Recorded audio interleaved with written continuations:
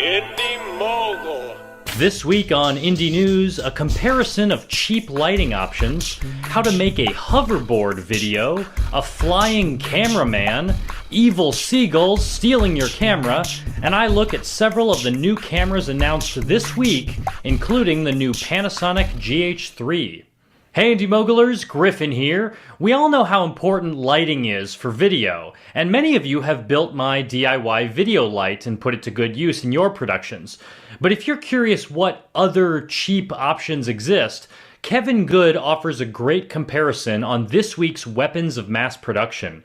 From compact fluorescents that don't put out much heat to tungsten work lights that you can cook a meal on, this video offers a lot you can learn from. This looks incredibly dangerous. This week in behind the scenes videos, the VFX Bro shows us how to use green screening and rotoscoping to create Back to the Future style hoverboard effects.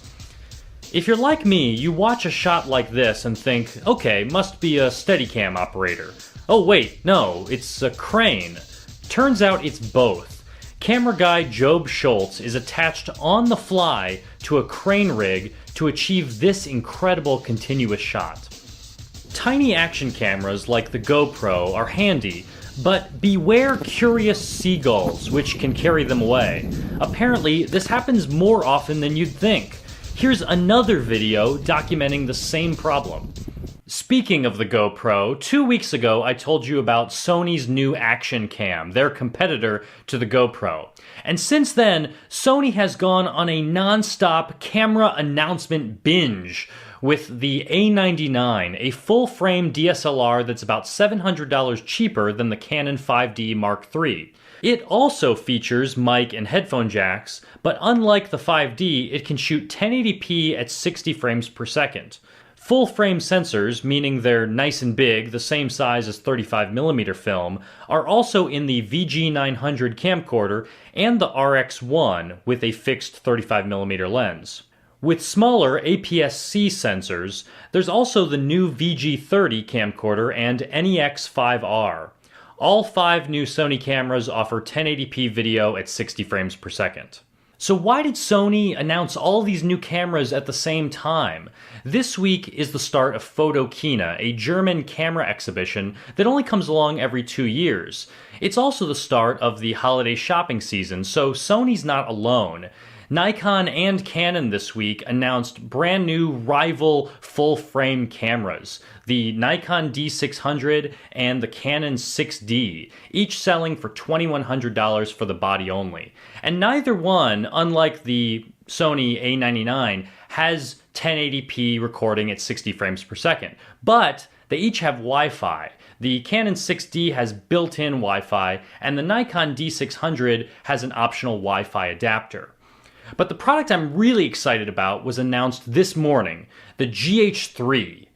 No, not that GH3, the Panasonic GH3, the update to the camera that I have, the GH2.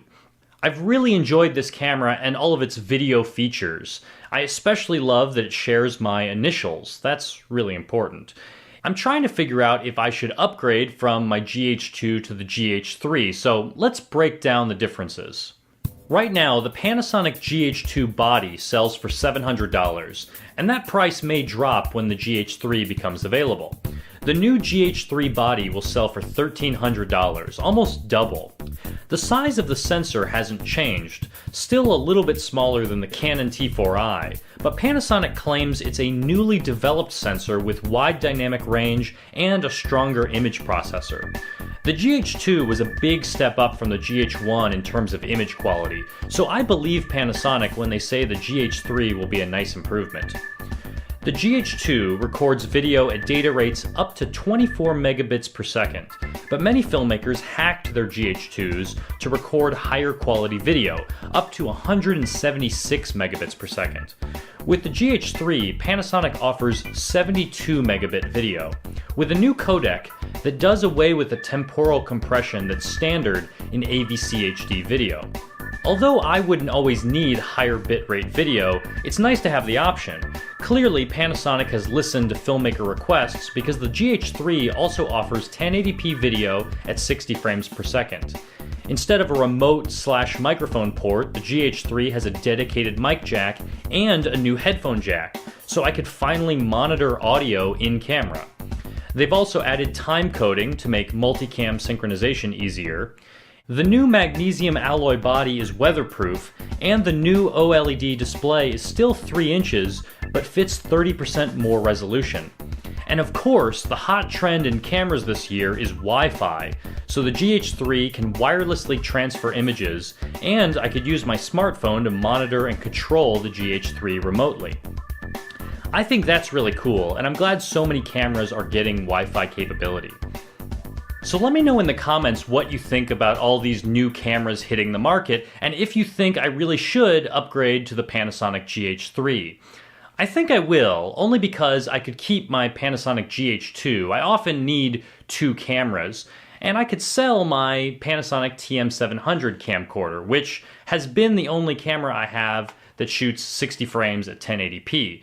That would help offset the cost, and I could continue using my Micro Four Thirds lenses. You might say, why not upgrade to the Blackmagic Design cinema camera, because now there's a version coming out which is compatible with Micro Four Thirds lenses. Not only is it twice as expensive as the GH2, but even though it shoots higher res video, it actually has a smaller sensor, and it can't shoot 60 frames per second. Also, no Wi-Fi. I'm sure the raw video it captures could be beautiful, I mean that's the selling point, but I don't have the hard drive space or the time for that in my workflow, and the Panasonic GH3 is more flexible for the various projects I do.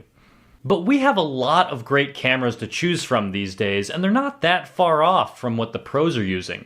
We're spoiled, says Joe Marine of NoFilmSchool.com. Just remember, he says, it wasn't that long ago we were shooting on mini DV tapes in standard definition.